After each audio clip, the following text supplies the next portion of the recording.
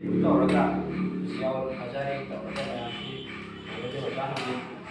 नाम करे कभी भगवान कोई तुंगी और बाकी लगी हम लोग किसी कोई खंड बदी लागू की चीजें तब से this is very important कहीं कहीं मसी ये कोई आपको सामने तबा कोई कल्चर को कोई मेजरिंग को कोई ना कांगथोक तबा मैम वाले को तबा असी की कमी खामियां असी को अपना हल्ला बंसी में से हमें अना मालूम खाम का मतलब पूरा का हल्ला याम सच्ची का पेज इंशाल्लाह जैसे कि एक लगा पहुंचे इसे पूरा चौथा और दोनों में तलाक में हाजिर ngasi ke koi tinibasi ke maksad ke na ho tamna ai koi ki muslim samaj moi na koi na Nigeria ba muslim as a whole masida koi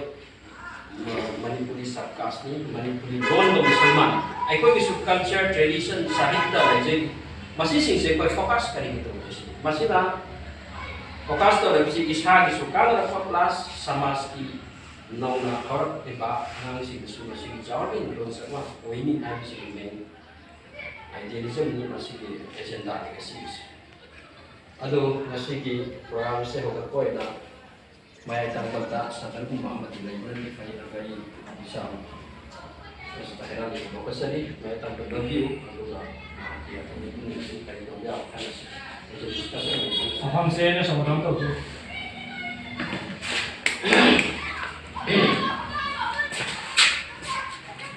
loyo na yang ba tadi kami apa cerita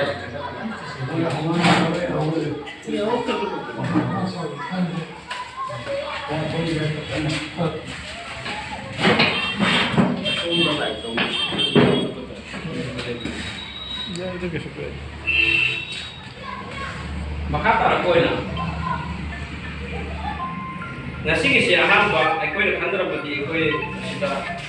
transport pasi ko bai ba sei ba ke mai ba please ya samna itu sudah itu ekoi nasi ki berita sih bari na ba ramsan di ekoi sia famous to pa boy kera islam bari na ba ekoi di literature masih ekoi kharap do ekoi family share do ni ado amal ada pada Malayor batik meaning Islamic meaning malu khanga ga ko amal dominasi hai ga masih ki mamang sida ekoi da khan ha ga ba hai ga di khan ha si hai ga khan ri bana ekoi di si ko program to ni ta bakta ekoi di vena ga ko de batai pai ama ni kan agi no kita ma pai na asana teaching ba de ya ko ni ini kan juga ini wakan tu lagi bukan main anda share tahu je. Kau ni kali mula thalo kama suppose nasi di program.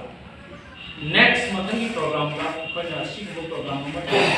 nasi lagi esok itu mari je program. Lain itu kau bincang tu mana tu apa macam nanti. Ni putih mana yang kau tahu dua boleh besok nasi dah kau ni lagi esok itu mari je program mau beri na. अगी मोट का कोई सिंग programme हम तौशी है खलक तारगदी कोई कुलसिदा लेरिबा आइलासु तमने Banaras minimum 12 standard तक ना मथक तो लेरिबा मांगसिन से कोई इनविटेशन हम त तव प्रोग्राम से थादर बनि मखोइदा कोई इनविटेशन से तवरका मखोइ की मनुंग दगे मंगा तो आबसो अनि तमु लासो कोई दुमदि के चौबा कानो मतन मसा को मोय दरा हा से हाबदी लाइक लाइसु हाइबगा एजुकेशन का बड़ी लेना थबक ने एजुकेशन का लेबा अंगाम सिंगवा कोनी कोऑपरेट तो के समिन तारबती अकोई की ngasi मिसिंग खंते मया तोदा नाम दिकाय तो बने हा से अकोई की बिजे ने एकदम निम्नो ने हाबी जस्ट अकोई ने लेबा से इंडिविजुअल लाना हिमो हिंगे हिंगे से असि की टाइप ने लेबा जुमना को तो पुलिस काय दतनो लोगों पदा yamna microscopic community am jere lejeri ba pangan haina ko su khangani ba jati asi dagi asi sahitya ki boiba thaoram ma sin ekoi kudat sin bali program asi da invite to the full gama agino asan dia poza saherani poza apni agia matya ꯑꯩꯈꯣꯏ ꯄꯨꯝꯅꯃꯛ ꯑꯣꯏꯅ ꯑꯩꯒꯤ ꯇꯔꯐꯇꯒꯤ ꯏꯗꯀꯤ ꯍꯔꯥꯎꯕ ꯐꯥꯎꯖꯩ ꯑꯃꯁꯨꯡ ꯑꯩꯒꯤ ꯅꯨꯡꯁꯤꯕ ꯐꯥꯎꯖꯩ ꯊꯝꯖꯔꯤ ꯑꯩꯈꯣꯏꯅ ꯍꯧꯖꯤꯛ ꯍꯧꯖꯤꯛ ꯁꯥꯍꯤꯇ꯭ꯌꯒꯤ ꯆꯔꯆꯥ ꯇꯧꯕ ꯍꯥꯏꯕꯁꯤꯗ ꯁꯣꯁꯥꯏꯇꯤ ꯑꯃꯒꯤ ꯃꯥꯏꯊꯣꯡꯁꯤ ꯑꯩꯈꯣꯏꯅ ꯎꯕ ꯐꯪꯂꯤꯕꯁꯤ ꯁꯨꯞꯅꯒꯤ ꯃꯍꯥꯛꯀꯤ ꯂꯤꯇꯔꯦꯆꯔ ꯁꯣꯁꯤꯌꯣ ꯀꯜꯆꯔꯦꯜ ꯁ꯭ꯇꯦꯇꯁ ꯃꯁꯤꯗꯒꯤ ꯑꯩꯈꯣꯏꯅ ꯈꯪꯕ ꯉꯝꯃꯤ ꯁꯃꯥꯖ ꯑꯁꯤ ꯀꯔꯝꯕ ꯊꯥꯛꯇ ꯍꯤꯡꯂꯤ ꯍꯥꯏꯕ ꯏꯁꯥꯒꯤ ꯑꯥꯏꯗꯦꯟꯇꯤꯇꯤꯒꯤꯗꯃꯛ ꯑꯩ ꯈꯛꯇ ꯑꯩꯅ ꯍꯦꯟꯅ ꯌꯥꯔꯣꯏ ꯑꯩꯈꯣꯏꯅ ꯄꯨꯟꯅ ꯍꯤꯡꯃꯤꯟꯅꯕꯒꯤꯗꯃꯛ ꯄꯨꯟꯁꯤꯟꯁꯤꯗꯤ ꯁꯨꯝ ꯍꯥꯏꯕꯀꯣ ꯄꯨꯟꯅꯕꯒꯤꯗꯃꯛ ꯑꯩꯈꯣꯏ ꯐꯝꯃꯤꯟꯅꯁꯦ ꯍꯥꯏꯔꯒꯗꯤ ꯃꯣꯠ ꯃꯥꯟꯅꯔꯛꯇꯕ ꯑꯩꯒꯤ ꯀꯥꯟꯅꯕ ꯈꯔ ꯌꯦꯡꯉꯒ ꯂꯩꯒꯦ ꯈꯟꯅꯔꯛꯄ ꯑꯁꯤꯒꯤ ꯋꯥꯈꯜꯂꯣꯟꯁꯤꯡꯁꯤ ꯑꯩꯈꯣꯏꯒꯤ ꯁꯃꯥꯖꯗ ꯌꯥꯝꯅ ꯊꯥꯛ ꯋꯥꯡꯅ ꯂꯩꯔꯦ ꯀꯅꯥꯒꯨꯝꯕ ꯃꯤ ꯑꯃꯅ ꯃꯇꯦꯡ ꯄꯤꯛꯅ ꯇꯧꯔꯕꯁꯨ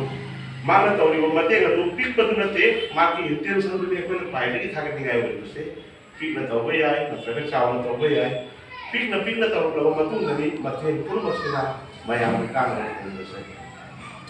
ꯑꯗꯨꯒ ꯑꯩ ꯌꯥꯝꯅ ꯁꯥꯡꯅ ꯍꯥꯏꯅꯤꯡꯉꯥꯏꯁꯨ ꯂꯩꯇꯦ ꯁꯤꯗ ꯉꯁꯤꯒꯤ ꯊꯧꯔꯝ ꯑꯁꯤꯒꯤꯗꯃꯛ ꯑꯩꯈꯣꯏ ꯁꯥꯍꯤꯇ꯭ꯌꯒꯤꯗꯃꯛꯇ ꯄꯥꯡꯒꯟꯒꯤ ꯉꯁꯤꯒꯤ ꯑꯣꯏꯕ ꯐꯤꯕꯝ ꯑꯁꯤ ꯉꯁꯤꯒꯤ ꯑꯁꯥꯝꯗ ꯍꯧꯖꯤꯛ ꯍꯧꯖꯤꯛ ꯁꯥꯍꯤꯇ꯭ꯌ ꯄꯔꯤꯁꯠ ꯂꯩꯔꯤ ꯑꯩꯈꯣꯏꯒꯤ ꯃꯥꯡꯗ ꯂꯩꯈꯤꯗ꯭ꯔꯤꯕ ꯃꯔꯨꯞ ꯑꯣꯖꯥꯁꯤꯡ ꯃꯈꯣꯏꯒꯤ ꯃꯤꯡꯁꯤꯡ ꯃꯇꯝꯗꯨꯗ ꯊꯥꯛ ꯋꯥꯡꯅ ꯌꯥꯝꯅ ꯐꯖꯅ ꯂꯩꯔꯝꯃꯤ ꯊꯕꯛꯁꯨ ꯁꯨꯏ ꯃꯈꯣꯏꯁꯤ ꯆꯥꯎꯔꯕ ꯑꯦꯋꯥꯔꯗ ꯀꯌꯥꯒꯤ ꯃꯤꯡꯊꯣꯜ ꯐꯪꯕꯗ ꯆꯠꯈꯤꯕ ꯉꯥꯛꯇꯅꯤ ꯑꯗꯨꯕꯨ ꯉꯁꯤ ꯍꯧꯖꯤꯛꯇꯤ ꯑꯁꯥꯝꯒꯤ ꯑꯁꯨꯛ ꯆꯥꯎꯈ꯭ꯔꯕ ꯁ꯭ꯇꯦꯠꯀꯤ ꯗꯤꯁꯇ꯭ꯔꯤꯛ ꯂꯦꯚꯦꯜꯒꯤ ꯂꯩꯔꯤꯕ ꯁꯥꯍꯤꯇ꯭य ꯄꯔꯤꯁꯠꯀꯤ ꯀꯔꯤꯁꯤꯡꯁꯤꯗ ꯍꯥꯏꯗꯤ ꯒ꯭ꯔꯨꯞꯁꯤꯡꯁꯤꯗ ꯑꯩꯈꯣꯏꯒꯤ ꯃꯤ ꯑꯃꯇꯕꯨ ꯃꯦꯝꯕꯔ ꯑꯣꯏꯅ ꯌꯥꯎꯍꯟꯕꯤꯗꯕ ꯃꯁꯤꯁꯤꯡꯁꯦ ꯑꯩꯈꯣꯏ ꯌꯥꯝꯅ ꯂꯥꯏꯕꯛ ꯊꯤꯕꯅꯤ ꯀꯅꯥꯗ ꯀꯞꯀꯅꯤ ꯀꯞꯄꯁꯨ ꯍꯩꯇꯕ ꯀꯞꯁꯦ ꯍꯥꯏꯅ ꯑꯩꯈꯣꯏ ꯁꯨꯝ ꯆꯔꯥ ꯆꯠꯂꯒ ꯂꯩꯕꯗꯨꯗꯤ ꯌꯥꯗꯦ ꯀꯗꯥꯏꯗꯅꯣ ꯑꯩꯈꯣꯏꯅ ꯑꯦꯄ꯭ꯔꯣꯆ ꯇꯧꯒꯗꯕꯁꯦ ꯁꯥꯍꯤꯇ꯭ꯌꯒꯤ ꯍꯥꯏꯔꯒꯗꯤ ꯉꯁꯤꯁꯨ ꯑꯩꯈꯣꯏꯒꯤ ꯏꯌꯥꯝꯕꯁꯤꯡ ꯃꯥꯒ ꯇꯧꯔꯤꯕꯁꯤꯡꯁꯤ ꯑꯁꯥꯝꯗ ꯃꯃꯤꯡ ꯂꯩꯔꯕ ꯑꯁꯥꯝ ꯅꯠꯇꯦ ꯑꯦꯟꯇꯥꯌꯔ ꯅꯣꯔꯠ ꯏꯁꯀꯤ ꯑꯣꯏꯅ ꯏꯚꯟ ꯕꯪꯒ꯭ꯂꯥꯗꯦꯁ ꯐꯥꯎꯕ ꯃꯤꯌꯥꯝꯅ ꯃꯁꯛ ꯈꯪꯂꯕ ꯔꯥꯏꯇꯔ ꯉꯥꯛꯇꯅꯤ ꯃꯈꯣꯏ ꯑꯁꯤ ꯑꯩꯈꯣꯏꯒꯤ ꯑꯣꯏꯕ ꯌꯥꯝꯅ ꯐꯖꯔꯕ ꯖꯦꯝꯁ ꯑꯃꯅꯤ ꯑꯁꯤꯁꯤꯡꯁꯤꯅ ꯃꯔꯝ ꯑꯣꯏꯔꯒ ꯃꯈꯣꯏꯅ ꯑꯥꯏꯗꯜ ꯑꯃ ꯑꯣꯏꯔꯒ ꯃꯈꯥ ꯇꯥꯅ ꯍꯧꯔꯛꯏꯕ ꯑꯉꯥꯡꯁꯤꯡꯗꯁꯨ ꯁꯥꯍꯤꯇ꯭ꯌꯒꯤ ꯆꯔꯆꯥ ꯇꯧꯕ ꯃꯁꯤ ꯌꯥꯝꯅ ꯇꯉꯥꯏ ꯐꯗꯦ ꯆꯨꯝꯅꯒꯤ ꯂꯥꯏꯔꯤꯛ ꯍꯩꯕ ꯈꯛ ꯃꯥꯅ ꯍꯩꯖꯕ ꯈꯪꯖꯔꯛꯄ ꯑꯃꯅ ꯊꯕꯛ ꯑꯃ ꯇꯧꯔꯒ ꯑꯩꯈꯣꯏ ꯂꯣꯏꯕꯗꯤ ꯅꯠꯇꯦ ꯑꯩꯈꯣꯏꯒꯤ ꯔꯦꯁꯄꯣꯟꯁꯤꯕꯤꯂꯤꯇꯤ ꯌꯥꯝꯅ ꯄꯥꯛ ꯆꯥꯎꯅ ꯂꯩ ꯑꯗꯨꯅ ꯑꯩꯅ ꯍꯥꯏꯖꯅꯤꯡꯕꯗꯤ ꯁꯥꯍꯤꯇ꯭ꯌꯒꯤ ꯆꯔꯆꯥꯁꯨ ꯇꯧꯒꯗꯕꯅꯤ आइडिया शेयरिंग तो obviously one of the best important thing मसदरी एक बार टॉपिक को प्रोफाइल नंबर के से इवन फाइनेंशियल नोवेशन हो बिजनेस तो नोवेशन हो आई कोई मसे अमत तो होइना आई कोई चौका तो रात के भी से आई की पांचम सीमा हमेशा आई की लेइबा योस्टिंग सिदा को नाम से तो बिलिंग लोइना ओके होनी तो यामना बाड़ी होबा एपार्टमेंट साइडा ngasi ko khungam si do oi ba ko sa khati ai ko mulo una mitum laga lai se masi dai assalamu alaikum ihan hamdada ngasi gi itu fitur gi ram ba ko pause isa ko kan ni ngasi gi mai tang manda ambiri ba egi yamba dari sajabam dengan yamba kaji putu jadi mana sendiri bah kita promosi ini aku kita kalau ucap ngasih ikut na macam sih tinggi besi ngasih idea kerja sharing macam lambi ita kita orang berdiri macam awal aku jalan karena jadi orang tu mall tamada orang tu mau mentahan jadi orang tu ni asyik beri masih aikoida nungai taba pen taba myam haina bido madu myam leire aikoi isai ngomda ko adema na isai nai sida oi ro sing si pura su usana pradam se chakar maina hingda chakani haiba mo mada chapam leire collective oiba wakhal si kar thadok narapa asina maike mo oi kraga ji aina share tong ni si karino haima tamda handak marak sida pot khara jadi incident khara thugle sigi incident sing si kar mai to ngai matam da yang nadi nungai taba khalluraga ado sokho na moi ko gi moi individual organ no kesu keno hoi taba an bada alkoi su ni hai ni dini man gui sai to per seta do di ko man le ti ko masida alkoi si ꯑꯩꯒ ꯀꯩꯅꯣꯁꯤꯒ life ꯃꯦꯝꯕꯔꯅꯤ ꯂꯩꯇ꯭ꯔꯕꯅꯤꯅ ꯍꯧꯖꯤꯛꯁꯤ ꯏꯁꯝ ꯁꯝꯅ ꯃꯅꯤꯄꯨꯔꯤ ꯁꯥꯍꯤꯇ꯭ꯌ ꯄꯔꯤꯁꯠ ꯑꯁꯥꯝꯁꯤꯗ ꯑꯩꯈꯣꯏ ꯑꯣꯖꯥ ꯈꯔꯤꯗꯤꯟꯅ president ꯑꯣꯏꯗꯅ ꯄꯨꯔꯝꯕ ꯃꯇꯝ ꯑꯃꯒꯤ ꯑꯩꯈꯣꯏꯕꯨ ꯌꯥꯝꯅ ꯔꯤꯄ꯭ꯔꯖꯦꯟꯇꯦꯁꯟ ꯇꯧꯍꯟꯅꯤꯡꯉꯝꯕ ꯄꯣꯠꯁꯤꯡꯗꯣ ꯍꯧꯖꯤꯛ ꯑꯃꯠꯇ ꯂꯩꯇ꯭ꯔꯤ ꯀꯩꯅꯣꯗꯤ ꯅꯩꯅꯅꯤꯡꯉꯥꯏ ꯑꯣꯏꯕꯗꯤ ꯄꯣꯠ ꯃꯌꯥꯝ ꯑꯃ ꯂꯩꯕ ꯑꯗꯨꯗꯒꯤ ꯍꯧꯖꯤꯛꯁꯤꯅ ꯆꯪꯕ ꯃꯤꯑꯣꯏ ꯉꯥꯛꯇꯅꯤ ꯑꯗꯣ ꯃꯔꯨꯑꯣꯏꯕꯗꯤ ꯑꯍꯥꯟꯕꯗ ꯃꯁꯤꯒꯤ ꯋꯥꯈꯜ ꯂꯥꯛꯈꯤꯕꯁꯤ ꯑꯩꯈꯣꯏ ꯈ꯭ꯔꯤꯁꯃꯥꯁ ꯈꯨꯗꯤꯡꯒꯤ ꯈ꯭ꯔꯤꯁꯃꯥꯁ ꯂꯤꯇꯔꯦꯆꯔ ꯄ꯭ꯔꯣꯒ꯭ꯔꯥꯝ ꯍꯥꯏꯅ ꯇꯧꯕꯗꯨ ꯑꯗꯨ ꯍꯦꯛ ꯅꯤꯡꯁꯤꯡꯂꯛꯇꯅ ꯑꯗꯨꯗꯒꯤ ꯍꯧꯖꯤꯛ ꯑꯣꯏꯔꯤꯕ ꯐꯤꯕꯝ ꯑꯁꯤꯒꯤꯁꯨ ꯈꯤꯇꯪ ꯅꯨꯡꯉꯥꯏꯕ ꯋꯥꯈꯜ ꯈꯔ ꯂꯩꯕ ꯑꯁꯤ ꯑꯅꯤꯁꯤ ꯄꯨꯟꯗꯔꯒ ꯑꯗꯨꯗ ꯍꯦꯛꯇ ꯑꯩꯈꯣꯏ ꯏꯅꯥꯎ ꯑꯍꯃꯗ ꯍꯁꯟ ꯀꯁꯨ ꯑꯩꯅ ꯁꯤꯡꯉꯤ ꯀꯁꯨ ꯄꯥꯎꯗ ꯑꯗꯨꯝ ꯐꯥꯎꯅꯕ ꯂꯣꯏꯁꯨ ꯑꯇꯩ ꯑꯇꯩ ꯖꯦꯅꯦꯔꯦꯁꯟ ꯑꯗꯨ ꯀꯔꯤ ꯇꯧꯕ ꯌꯥꯕ ꯍꯥꯏꯕ ꯑꯁꯤꯗꯒꯤ ꯄꯣꯛꯂꯛꯈꯤꯕꯅꯤ ꯋꯥꯈꯜ ꯑꯁꯤ ꯑꯗꯨ ꯑꯩꯈꯣꯏ ꯏꯅꯥꯎꯁꯤꯡꯅ ꯌꯥꯝꯅ ꯃꯆꯪ ꯑꯣꯏꯕ ꯃꯈꯣꯏꯒꯤ ꯋꯥꯈꯜꯂꯣꯟ ꯊꯝꯂꯝꯃꯦ ꯌꯥꯝꯅ ꯃꯔꯨꯑꯣꯏꯕ ꯉꯥꯛꯇꯅꯤ ꯌꯥꯝꯅ ꯐꯖꯕ ꯑꯩ ꯏꯁꯥꯃꯛꯅꯁꯨ ꯌꯥꯝ ꯊꯋꯥꯏ ꯍꯛꯆꯥꯡ ꯌꯥꯎꯅ ꯑꯩꯅ ꯂꯣꯏꯅ ꯁꯧꯒꯠꯆꯩ ꯍꯥꯏꯔꯤꯕ ꯋꯥꯐꯝꯁꯤꯡ ꯑꯁꯤ ꯑꯗꯨ ꯁꯪꯁꯊꯥꯟ ꯑꯃ ꯂꯩꯕꯅꯤꯅ ꯃꯗꯨꯗ ꯑꯩꯈꯣꯏꯁꯨ ꯌꯥꯎꯔꯨꯔꯕꯅꯤꯅ ꯆꯨꯝꯃꯤ ꯑꯕꯨꯂꯨꯃꯤꯟ ꯍꯥꯏꯔꯤꯁꯤ ꯑꯅꯧꯕ ꯑꯃ ꯁꯦꯝꯕ ꯍꯥꯏꯕꯁꯤ ꯈꯤꯇꯪ ꯃꯆꯨ ꯇꯥꯗꯕ ꯑꯃ ꯑꯣꯏꯒꯅꯤ ꯑꯗꯣ ꯃꯦꯟ ꯔꯥꯏꯇꯔꯁ ꯐꯣꯔꯝ ꯑꯁꯤꯒ ꯑꯩꯈꯣꯏ ꯈꯨꯠ ꯁꯝꯅꯔꯒ ꯀꯔꯝꯍꯥꯏꯅ ꯑꯇꯩꯒꯁꯨ ꯍꯦꯟꯅ ꯑꯩꯈꯣꯏ ꯂꯤꯇꯔꯦꯔꯤ ꯑꯦꯛꯇꯤꯚꯤꯇꯤꯁ ꯁꯥꯍꯤꯇ꯭ꯌꯒꯤ ꯑꯣꯏꯕ ꯈꯣꯡꯖꯦꯜ ꯑꯁꯤ ꯌꯥꯟꯁꯤꯟꯍꯟꯕꯒ ꯂꯣꯏꯅꯅ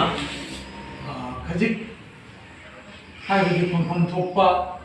ꯐꯪꯕ ꯉꯝꯗꯕ ꯃꯌꯥꯝꯅ ꯐꯖꯅ ꯎꯕꯤꯒꯗꯕꯗ ꯐꯖꯅ ꯎꯕꯤꯕ ꯉꯝꯗꯕ ꯑꯩꯈꯣꯏꯒꯤ ꯍꯦꯛꯇ ꯑꯗꯨ ꯑꯩꯈꯣꯏ ꯀꯩꯅꯣ ꯅꯠꯇꯦ ꯑꯏꯕ ꯍꯥꯏꯐꯦꯠ ꯂꯩꯖꯩ ꯃꯔꯥꯡ ꯀꯥꯏꯅ ꯂꯩꯖꯩ ꯃꯅꯤꯄꯨꯔꯅ ꯃꯁꯛ ꯈꯪꯂꯕ ꯑꯏꯕꯁꯤꯡ ꯂꯩ ꯑꯩꯈꯣꯏꯒꯤ ꯍꯦꯛꯇ ꯑꯁꯤꯗꯁꯨ ꯅꯠꯇꯅ ꯅꯦꯁꯅꯦꯜ ꯑꯦꯋꯥꯔꯗꯀꯤ ꯂꯥꯏꯔꯤꯛ 9-10 ꯁꯣꯔꯠꯂꯤꯁ ꯇꯧꯕꯗ ꯌꯥꯎꯈ꯭ꯔꯕ ꯑꯏꯕꯁꯨ ꯂꯩ ꯑꯗꯨꯅ ꯑꯩꯈꯣꯏ ꯊꯣꯏꯅ ꯁꯤꯗ ꯑꯩꯅ ꯅꯣꯛꯇꯦ ꯍꯥꯏꯖꯅꯤꯡꯕꯒꯤ ꯋꯥꯅꯤ ꯑꯗꯨ ꯑꯗꯨꯝ ꯑꯣꯏꯅꯃꯛ ꯑꯩꯈꯣꯏꯁꯦ ꯈꯤꯇꯪ ꯐꯣꯀꯁ ꯈꯤꯇꯪ ꯑꯩꯈꯣꯏꯒꯤ ꯀꯩꯅꯣꯁꯦ ꯃꯁꯛ ꯎꯠꯊꯣꯛꯄꯗ ꯈꯤꯇꯪ ꯋꯥꯠꯄ ꯏꯁꯥꯅ ꯑꯏꯕ ꯑꯃ ꯑꯣꯏꯅ ꯁꯨꯝ ꯇꯨꯃꯤꯟꯅ ꯂꯩꯕꯒꯤ ꯃꯑꯣꯡꯗ ꯂꯩꯈꯤꯕ ꯑꯁꯤꯗ ꯇꯧꯔꯤꯕ꯭ꯔꯥ ꯑꯩꯈꯣꯏ ꯈꯤꯇꯪ ꯎꯠꯊꯣꯛꯄ ꯑꯃꯁꯨ ꯃꯊꯧ ꯇꯥꯔꯛꯂꯕ꯭ꯔꯥ ꯍꯥꯏꯕꯁꯤꯃ ꯑꯩ ꯈꯟꯖꯩ ꯃꯔꯝꯗꯤ ꯑꯩꯈꯣꯏꯒꯤꯁꯨ ꯍꯛ ꯑꯩꯈꯣꯏꯒꯤ ꯐꯪꯐꯝ ꯊꯣꯛꯄ ꯑꯁꯤ ꯑꯩꯈꯣꯏ ꯐꯪꯕ ꯉꯝꯗꯅ ꯂꯩꯔꯦ ꯃꯁꯛ ꯈꯪꯕꯤꯗꯕꯒꯤ ꯃꯑꯣꯡ ꯑꯁꯤ ꯑꯩꯈꯣꯏꯅ ꯎꯕ ꯐꯪꯂꯦ ꯑꯁꯤ ꯃꯇꯧ ꯀꯔꯝꯅ ꯑꯩꯈꯣꯏ ꯃꯁꯤ ꯑꯩꯈꯣꯏꯒꯤ ꯆꯞ ꯆꯥꯕ ꯑꯩꯈꯣꯏꯅ ꯇꯧꯖꯔꯤꯕ ꯈꯔ ꯑꯁꯤ ꯃꯤꯌꯥꯝꯕꯨ ꯎꯠꯄ ꯉꯝꯒꯗꯕ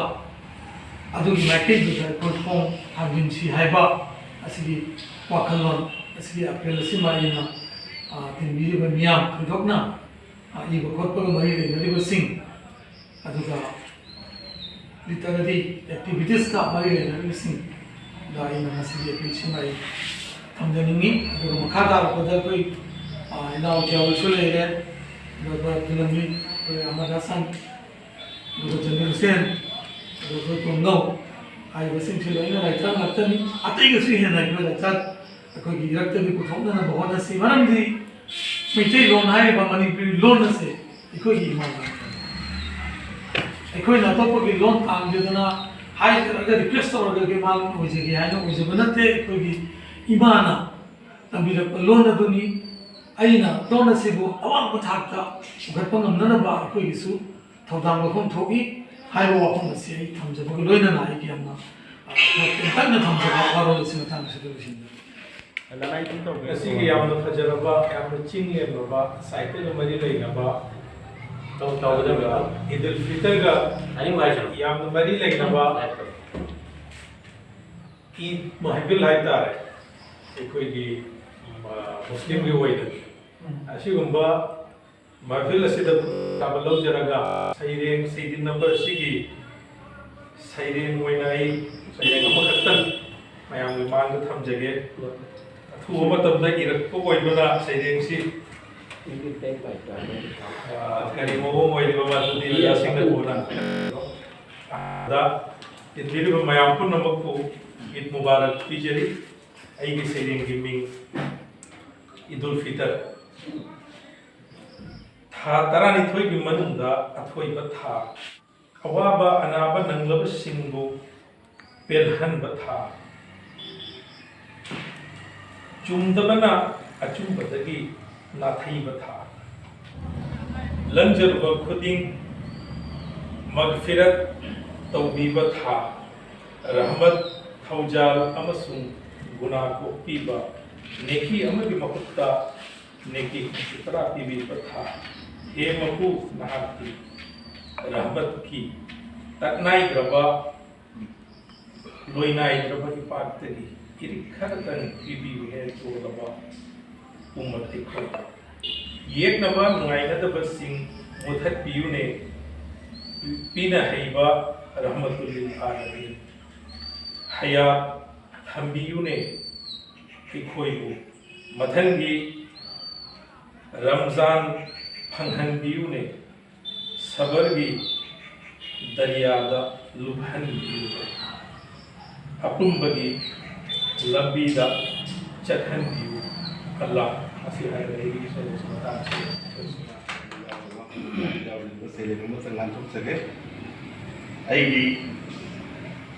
Seirang Gaming Sahar की वाली नोंगालाई अथापदगी लाई जात्रिक कया मंगलान कया पूरदुना सहर सहरदा पोटफम फंबी सिंगी निमोर पूरगी येंदेम खरा उसुई खरा मचाना मोगा अचत अथोक सिंग मंतिक नरी लमलोंग सेनरिबा अंगांग बतुपी उपसिंग मथौ चिल्ली तोयन हुसैन खोंगी नाचुंगी दे कयाना असुम चटकी चटकदबसिंग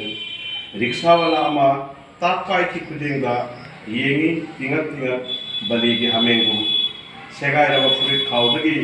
पुन चटपी सतोगी दसा लांगबल पोथोक्तुना मांग सकली मचिंद मुरुम मुरुम सोलतुना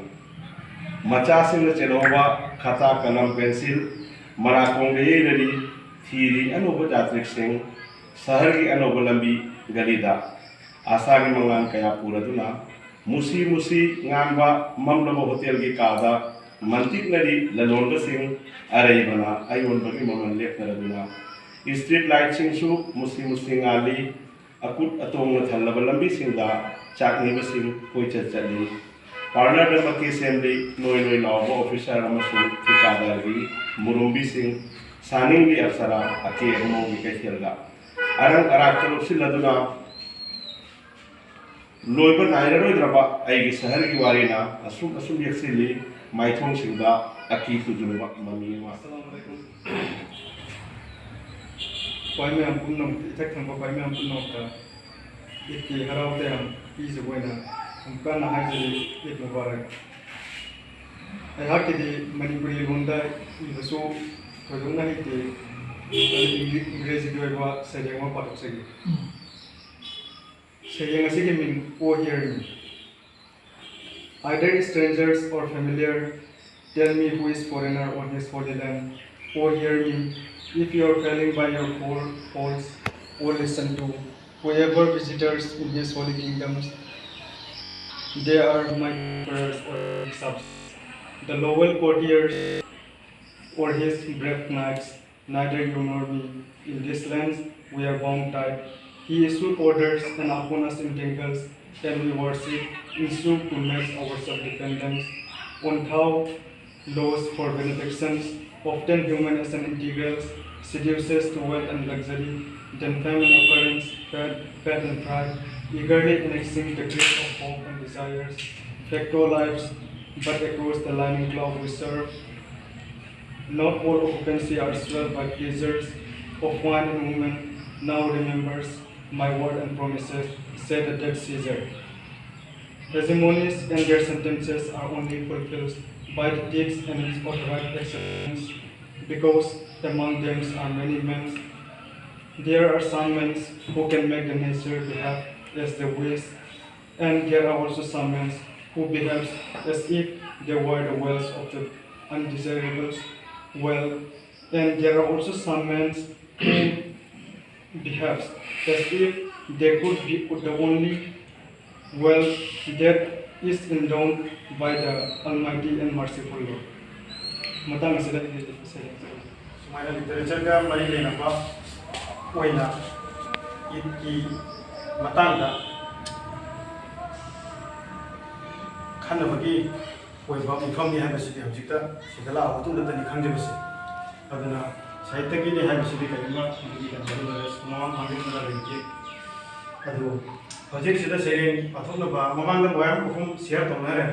ꯑꯃꯨꯛꯇꯨꯗ ꯍꯦꯟꯅ ꯑꯃꯨꯛ ꯇꯧꯅꯤꯡꯉꯥꯏꯁꯨ ꯂꯩꯇꯦ ꯑꯗꯨ ꯈꯛꯇꯅꯤ ꯑꯩꯈꯣꯏꯗ ꯄꯦꯟꯗꯕꯗꯤ ꯃꯌꯥꯝ ꯑꯃ ꯑꯩꯈꯣꯏ ꯆꯠꯄ ꯊꯣꯛꯄ ꯃꯇꯝꯗ ꯃꯐꯝ ꯀꯌꯥꯗ ꯃꯩꯇꯩ ꯃꯆꯥ ꯈꯪꯗꯦ ꯑꯇꯣꯞꯄ ꯁꯃꯥꯖꯀ ꯈꯪꯗꯦ ꯑꯩꯈꯣꯏꯒꯤ ꯑꯋꯥꯠꯄꯁꯤꯡ ꯑꯩꯈꯣꯏꯕꯨ ꯗꯤꯄ꯭ꯔꯥꯏꯕ ꯑꯣꯏꯔꯤꯕꯁꯤꯡꯁꯤꯒꯤ ꯃꯇꯥꯡꯗꯗꯤ ꯑꯩꯈꯣꯏ ꯁꯥꯊꯤꯅ ꯑꯩꯈꯣꯏꯅ ꯎꯔꯛꯈ꯭ꯔꯕꯅꯤ ꯑꯗꯨꯕꯨ ꯁꯨꯝ ꯎꯄꯥꯏ ꯂꯩꯇꯕ ꯍꯥꯏꯗꯤ ꯃꯃꯥ ꯃꯄꯥ ꯂꯩꯇꯕ ꯃꯆꯥ ꯑꯃꯒꯨꯝꯕꯗꯅꯤ ꯑꯩꯈꯣꯏꯅ ꯍꯤꯡꯅꯔꯤꯁꯤ ꯀꯅꯥ ꯃꯀꯣꯛ ꯊꯤꯔꯕ ꯁꯃꯥꯖꯁꯤꯗ ꯈꯦꯟꯅꯕꯒꯤ ꯋꯥꯈꯜ ꯌꯥꯎꯗꯕ ꯑꯁꯦꯡ ꯁꯦꯡꯕꯒꯤ ꯋꯥꯍꯪ ꯂꯩꯇꯕ ꯂꯩꯁꯦꯝꯕ ꯃꯥꯒꯤ ꯈꯨꯠꯁꯦꯝꯒꯤ ꯃꯇꯝꯕꯥꯛꯇ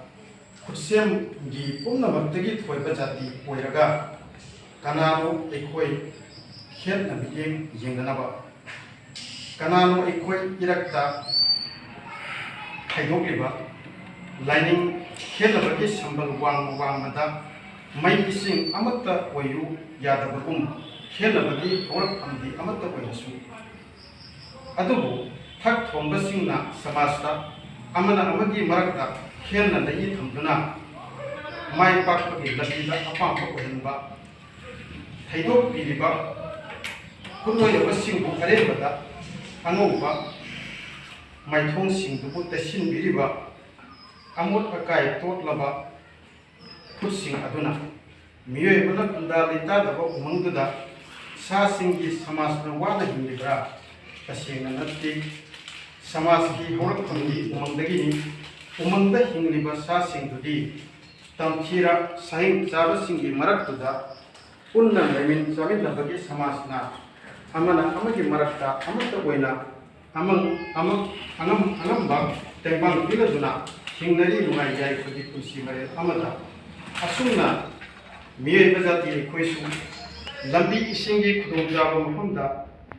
ꯂꯩꯍꯧꯔꯣꯟꯗꯒꯤ ꯈꯨꯟꯗꯥ ꯂꯩꯇꯥꯃꯤꯟꯅꯗꯨꯅ ꯃꯁꯦꯜ ꯑꯃꯅ ꯑꯃꯕꯨ ꯇꯦꯡꯕꯥꯡꯃꯤꯟꯅꯗꯨꯅ ꯁꯦꯝꯒꯠꯈꯤꯕꯅꯤ ꯁꯃꯥꯖ ꯃꯤꯑꯣꯏꯕꯅ ꯑꯗꯨꯒ ꯀꯔꯤꯒꯤꯅꯣ ꯑꯩꯈꯣꯏꯒꯤ ꯈꯨꯠꯁꯦꯝꯅ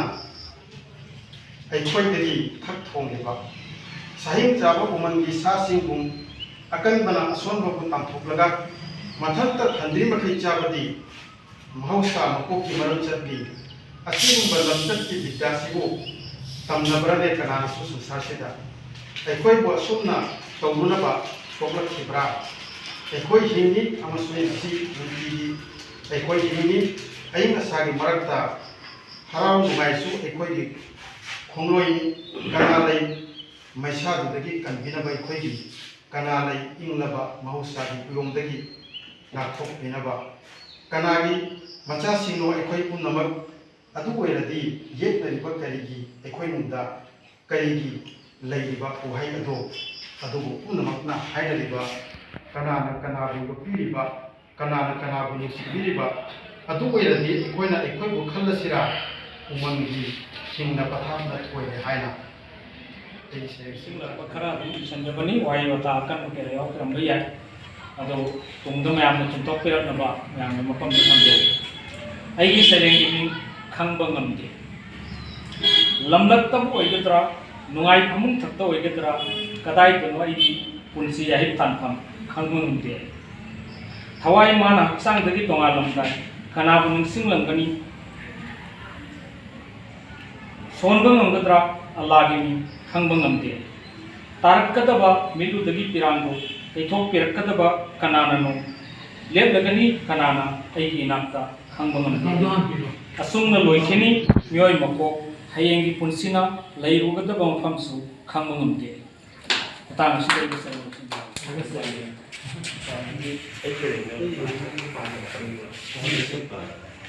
ꯌꯥꯝꯅ ꯐꯖꯕ ꯁꯩꯔꯦꯡ ꯑꯃ ꯌꯥꯝꯅ ꯇꯥꯍꯟꯕꯤꯔꯝꯃꯦ ꯏꯊꯥ ꯊꯥꯖꯗꯅ ꯁꯩꯔꯦꯡꯗꯤ ꯏꯕ ꯃꯤꯅꯤ ꯑꯗꯨꯕꯨ ꯃꯥꯒꯤ ꯁꯩꯔꯦꯡꯁꯤꯡꯁꯦ ꯃꯌꯥꯝꯗ ꯈꯨꯗꯣꯜ ꯇꯝꯗꯕꯅ ꯃꯌꯥꯝꯅ ꯀꯩꯅꯣ ꯇꯧꯔꯨꯕꯅꯤ ꯑꯗꯨꯕꯨ ꯇꯨꯡꯗ ꯁꯩꯔꯦꯡ ꯑꯃ ꯏꯔꯛꯀꯅꯤ ꯍꯥꯏꯕ ꯊꯥꯖꯕꯅꯤ ꯏꯁꯥꯒꯤ ꯁꯩꯔꯦꯡ ꯑꯃꯇꯪ ꯑꯩ ꯈꯨꯗꯣꯜ ꯇꯝꯖꯒꯦ ꯃꯌꯥꯝꯒꯤ ꯑꯄꯟꯕ ꯂꯩꯇ꯭ꯔꯒꯗꯤꯀꯣ ꯃꯌꯥꯝꯅ ꯀꯩꯒꯨꯝꯕ ꯌꯥꯕꯤꯔꯒꯗꯤ ꯁꯩꯔꯦꯡ ꯑꯃꯇꯪ ꯑꯩꯁꯨ ꯍꯥꯏꯖꯒꯦ ꯑꯩꯒꯤ ꯁꯩꯔꯦꯡ ꯑꯁꯤꯒꯤ ꯃꯤꯡꯅ Eid kinumit na lakasida. Eid kinumit na lakasida. Atiyagi no chukchida Eid kithaja na hula. Eid kithaja na hula yengpa nikutta. Atiyagi no chukchida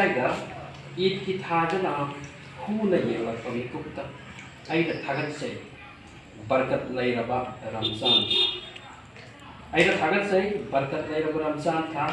mana makpada awat pakaya aiki nengkhat piramde. Adubu ngasidi iki harap nulisina. Nungnang pagkasamati penda amak pokhandi aiki thamoida. Nungnang pamati penda amak pokhandi aiki thamoida. Aiki nusijiraba kaya ubu phangdraba nikupsida. Masi ai khaktagi fibam nati. Masi ai khaktagi fibam nati kanagubagi sugoiri asumna. Maiki kaisung santa nusiraba mapa mayam mawpa amasung chatlaki athak panamdamda puksaki tebagi kaya da khawrang lamdadaba uningbana amako masi ai khaktagi fibam nati kanagubagi sugoiri asumna laiki kaisung santa nusiraba mapa mawpa mayamba amasung chatlaki athak panamdamda puksaki hingbagi kaya da khawrang lamgadaba uningbana amako adubu Idul Fitr ki harapana khangba ngamhanli thadi kai ki lesa masi hawda sani lesem ki haraw ni nasipurna id lala pudinga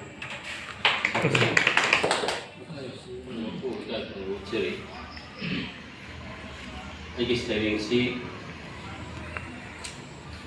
aina paring nai aiki thajaraga ingam kadang moina lai dugi thamgena Cachar ai series amakhaktagi Seirang khara lawkasage si ahanba pathoksagadorba Seirang akoi masingdadi kuntha taruk subani masi ahanba kisi amtang pathoksage khainai draba nahaki mingkhai saksonaba sembiri taibangsing maidagi leibakdagi ambiri khongkap sukaihandana numit amasung tha apikpadagi apikpa amasung achaubadagi achauba thawai panbasing hiktok khibage kanana nayathang mahausani mahainariba nganthoi athoiba nahaki khusiamtana numit thokhamdagi numit tapam phawada nganthoi athoiba nahaki khusiamtana numit thokhamdagi numit tapam phawada mathang se ai Seirang ki yang tiel li ai ke sing ko pa sinnadopi ganoi koibu hatraba singi launam thorangda sinnadopi ganoi koibu hatraba singi launam thorangda taibang sigi ahau basu aroi basu yathangni nahaki hiktok phadraba lamjing biu mahayala bidambida natra khangdana taibang sigi ahau basu aroi basu yathangni nahaki hiktok phadraba lamjing biu mahayala bunshi lambida sana khang natraga khangdana ngakpiu lamje khebira sing tabiu thamoi gi tengkhasu bibiu matal chak chaba warektu ningjam hai oina ngakpiu lamje khebira sing tabiu thamoi gi tengkhasu bibiu matam gi chak chaba warektu ningjam hai oina mathang simaga ten taro education jarage yam hitna kapchena pok hauraba singna khut ting thokchabadu khoida jai nahakna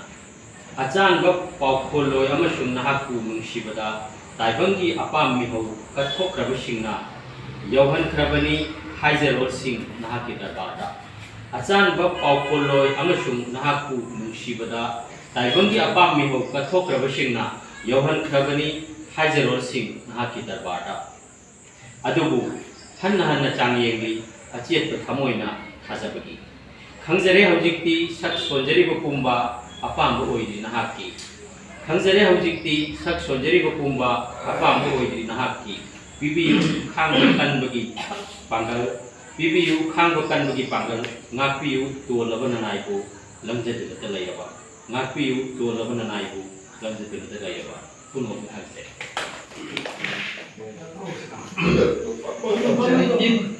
Hai mình thôn bắc có nơi mà thực hiện Ramadan khana lôi thưa đó sawal hai nong con đó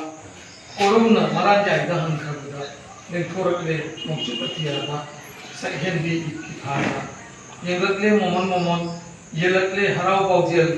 oi ra ni hiện đi u ra ni mai cái kudin harau ta am bagi pak ta moment sin na iroi jaba angang oi ringe gi ning sing la ina hong na amam angal sinaram dai siang hi sambal lang gi nuja sing turel da pukhri da kaya da harau na iru jaba angang oi bai koina makhoi gi matung inazaba it kinungai ba wakhal gi ithat ipom marata it kinong mamang da yam su gun mit kin midang da umnil nilami mai ke kuding yam su khonjel na wa balai ken ja sing suk sumbal gi tam thaga it kinungai wakhal da hajikti ta ki dre khonjel ado pu khama le hunduda matam gi molina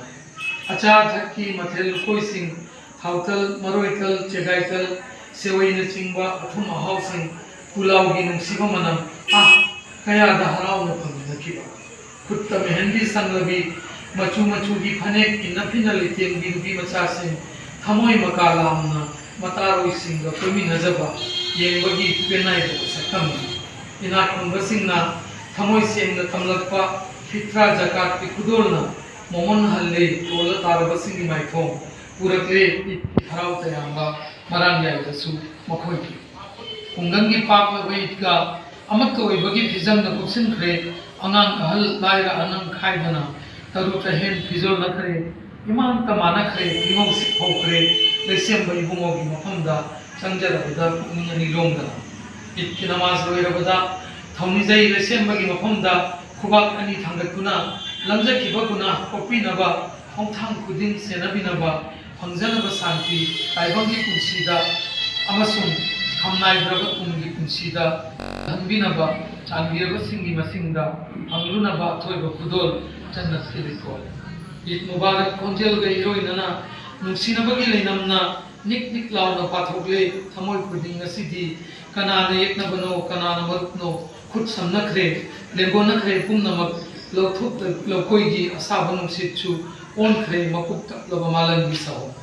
he nungsit hoiraba taibang sembai bungo leihan biune amak toi bagi mataw ase matam chupagi oina onthop biune maleng dilemai ase nungsi chana bagi sanafam athoi balam ne